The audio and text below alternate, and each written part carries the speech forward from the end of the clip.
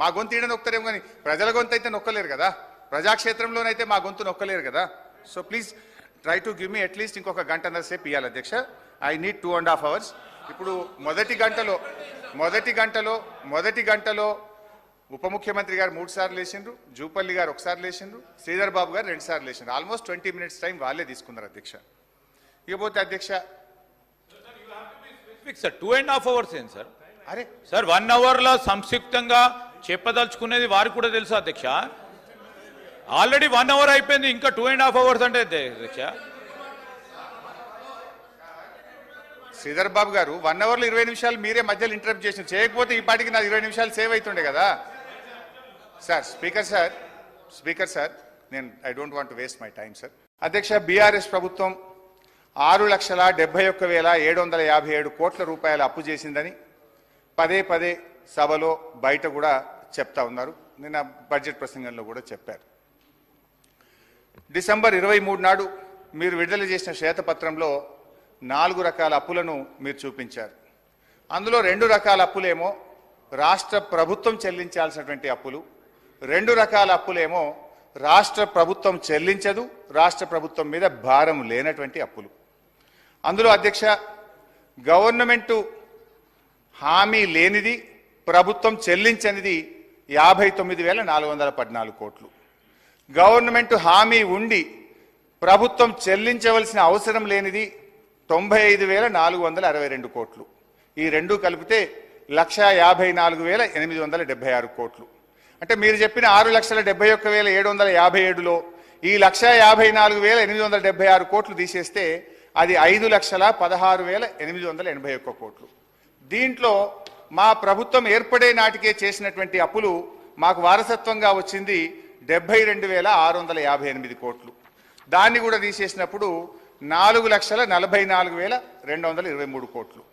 ఈ 4,44,233 కోట్లలో వారసత్వంగా ఉమ్మడి ఆంధ్రప్రదేశ్ ప్రభుత్వం నుంచి వచ్చిన, అంటే ప్రభుత్వము హామీ ఇచ్చి ప్రభుత్వమే చెల్లించేటువంటి ఎస్పీవీకి సంబంధించిన 11,609 కోట్లు ఉన్నాయి. దాన్ని కూడా మనం తొలగించినట్టయితే 4,32,614 కోట్లు. మీరు శ్వేతపత్రంలో కూడా కొంచెం ఇంటెలిజెంట్గా పెట్టారు. అది ఏం పెట్టారంటే, మా ప్రభుత్వం దిగిపోయే నాటికి ఎంత ఉంటుందో పెడితే బాగుండు. వీళ్ళు ఏం పెట్టిండ్రు, ఎఫ్ఆర్బిఎం లోన్స్ 2023-24 బిఈ, అంటే మేము డిసెంబర్లోనే మీ గవర్నమెంట్ వచ్చింది, డిసెంబర్, జనవరి, ఫిబ్రవరి, మార్చ్ 4 నెలల్లో తీసుకుపోయే అప్పును కూడా మా ఖాతాలో వేసిండ్రు. గ్రేట్. అయితే ఆ డబ్బు ఎంత అంటే 6,115 కోట్లు. ఈ 6,115 కూడా తీసేస్తే నెట్ మా 10 ఏళ్ల పాలనలో తెచ్చిన అప్పు 4,26,499 కోట్లు. వాస్తవం ఇదైతే ఒకవైపు 7,000 కోట్లు 7,000 కోట్లు అని చెప్పి ఒక 7 లక్షల కోట్లని దుష్ప్రచారం చేస్తూ ఉన్నారు. అయితే ఇక్కడ అధ్యక్ష కొన్ని విషయాలు కూడా వారికి చాలా అనుభవం ఉంది, సభలో కూడా ఉన్నారు.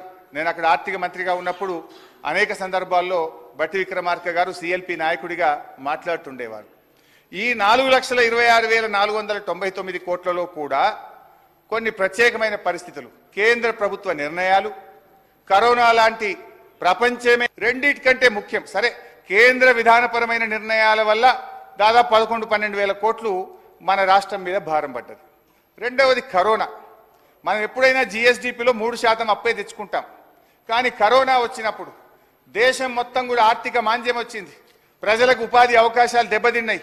ఈ దేశ భవిష్యత్తును దృష్టిలో పెట్టుకొని, రాష్ట్రాల్లో ప్రజల భవిష్యత్తును దృష్టి పెట్టుకొని కేంద్ర ప్రభుత్వం ఏం చేసిందంటే 2 సంవత్సరాలు వరుసగా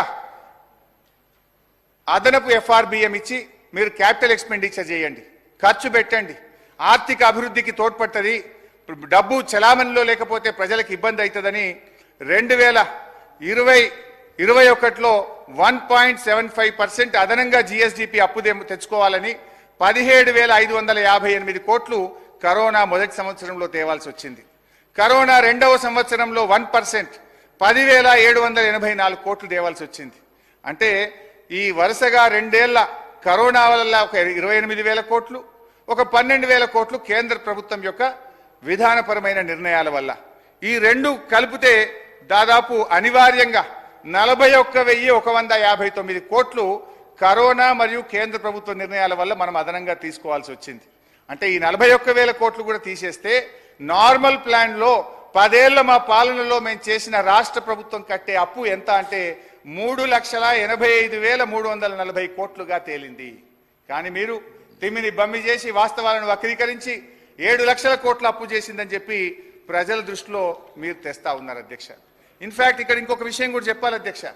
అప్పులు ఎడాపెడా చేశామని, ఎక్కడ దొరికితే అక్కడ తెచ్చామని చేశారు.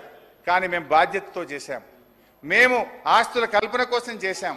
అవకాశాలున్నా మేము అప్పులు తీసుకోలేదు.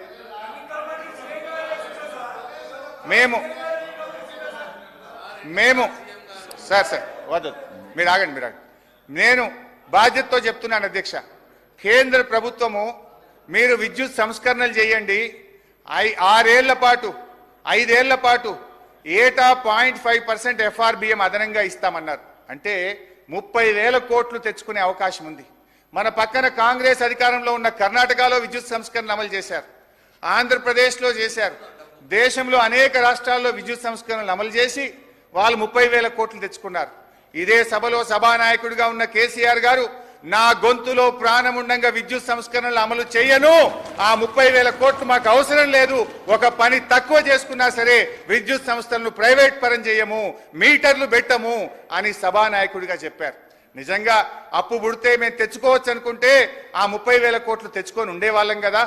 మేము ఆ రోజు ఆ అవకాశం ఉన్నా కూడా దాన్ని వినియోగించుకోలేదంటే మా బాధ్యత ఈ రాష్ట్రం పట్ల, భవిష్యత్ తరాల పట్ల ఎంత బాధ్యతాయుతంగా వ్యవహరించామో కూడా ఒకసారి గుర్తు తెచ్చుకోవాలి. అధ్యక్ష హరీష్ రావు గారు 1 minute.